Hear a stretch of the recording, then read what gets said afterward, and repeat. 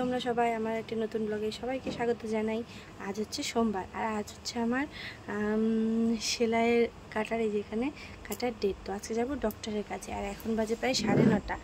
আর ওইদিকে আমি যে পিহু খাবার নিয়ে এনে রেখেছি। পিহু ব্রাশ টাশ করে গেল একটু দাদুর সঙ্গে দেখা করতে, ওই ঘরে মানিয়ে গেল। আমি ততক্ষণে ফ্রেশ হয়ে নিলাম। তো আজকে বাইরেটা দেখতেই পাচ্ছ ভালো মানে ঠান্ডাও না গরমও না, ভালো ওয়েদার। আর যেহেতু কোচবিহার যাওয়ার আছে তো তাড়াতাড়ি করে পিহু খাইয়ে দাইয়ে নিজেও স্নান টান করতে হবে। তো আজকে একটু তাড়াহুড়োর মধ্যে দিনটা কাটবে। তো চলো বন্ধুরা, সারাদিন কি করছি না করছি অবশ্যই তোমাদের সাথে শেয়ার করবো। আর চলো দেখে থাকো ব্লগটা। তো সকালে তোর স্যালাড খাওয়া হয়ে গেছে, আমারও খাওয়া হয়ে গেছে। তো এখন খাওয়াবো হলো কলা। তো দেখো, কলা দেখলেই বন্ধু বেজার হয়ে যায়, ওই যে এরকম করে শুয়ে থাকবে। ও বানানা খেতেই চায় না, বলবে নো নো। তো এদিকে আমি চেষ্টা করছি ভুলিয়ে ভালিয়ে কিভাবে খাওয়ানো যায়। আর কলা খাইয়ে তারপরে একেবারে স্নান করে দিব। যা প্রচণ্ড গরম পড়েছে, বাচ্চার অবস্থা কাহিল হয়ে যাচ্ছে। আমাদের অবস্থা যেরকম অবস্থা পিহুর তো সারা দিন রাতি ঘাম শুকায় না। তো চলো পিহুকে এখন ভুলিয়ে ভালিয়ে কলাটা খাইয়ে নিই। পিহু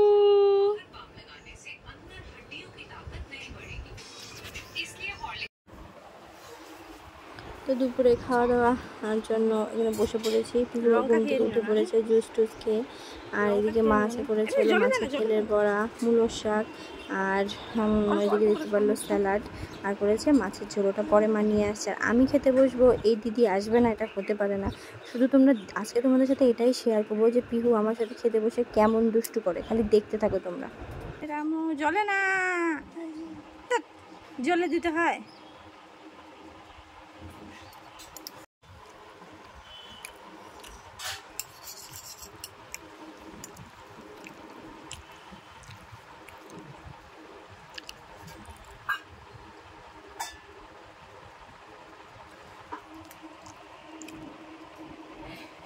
জল ফেলা কে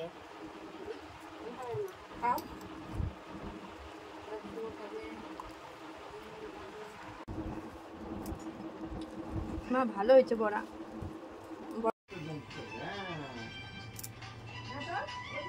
তো ওকেও খাইয়ে দাইয়ে এখানে এই যে ওই ঘরে ও গেছে। তো ওইখানে দেখো খেলু করছে দাদু আর ওর মার সঙ্গে।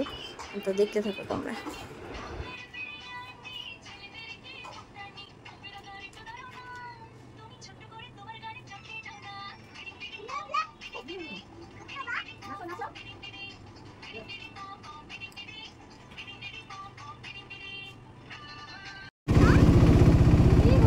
খাওয়া দাওয়া করে খেলছিল, তারপর আমরাও সব কিছু গোছগাছ করে নিয়ে বেরিয়ে পড়েছি।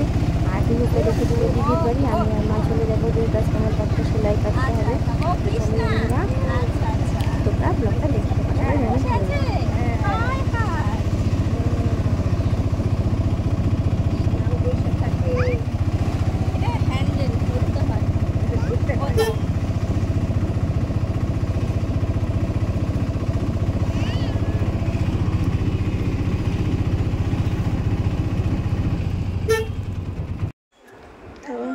দুর্গা করে এসে পড়েছি ঠাকুরের কৃপায়, ডাক্তারের এখানে। কারণ আমার খুব ভয় লাগছিল সেলাইয়ের কাটতে।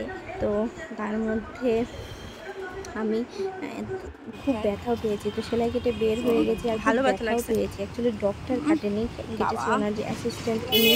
তো ওটাই মাকে রাস্তায় আস্তে আস্তে বলছিলাম, আমার প্রচণ্ড ব্যথা লেগেছে। আর তারপরে আমি একটা আইসক্রিমও খেয়ে নিয়েছিলাম, কেননা এত ব্যথা লেগেছিল বন্ধুরা, বিশ্বাস করো।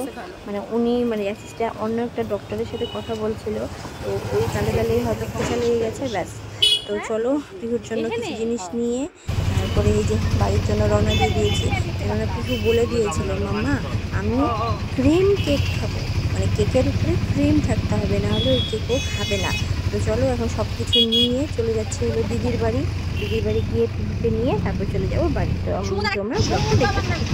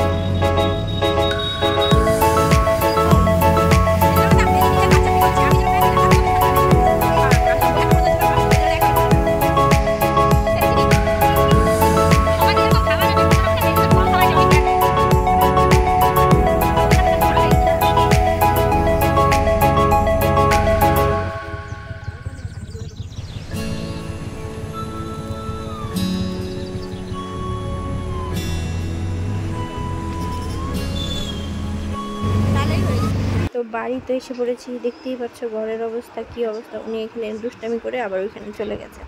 তো আমি আর রাত্রে আর ব্লগটা শেষ করতে পারিনি, তার জন্য সকাল পরের দিন ছিল মঙ্গলবার, তো ভেবেছি যে একেবারে ঠাকুরের মুখটা দেখিয়েই তোমাদের সাথে ব্লগটা শেষ করব। এই যে হলো কালিমা। তো চলো বন্ধুরা, আজকের ব্লগটা ঠাকুরের মুখ দেখতেই শেষ করলাম। তো ব্লগটা কেমন লাগলো অবশ্যই কমেন্ট করে জানিও। আশা করি তোমাদের ভালো লাগবে। আর আমার চ্যানেলটিকে বেশি বেশি করে সাবস্ক্রাইব করে দিও, লাইক করো, কমেন্ট করো। তো আজকের জন্য টাটা, দেখা হচ্ছে আবার কালকে। টাটা, বাই বাই। জয় রাম, রাম জয় রাম।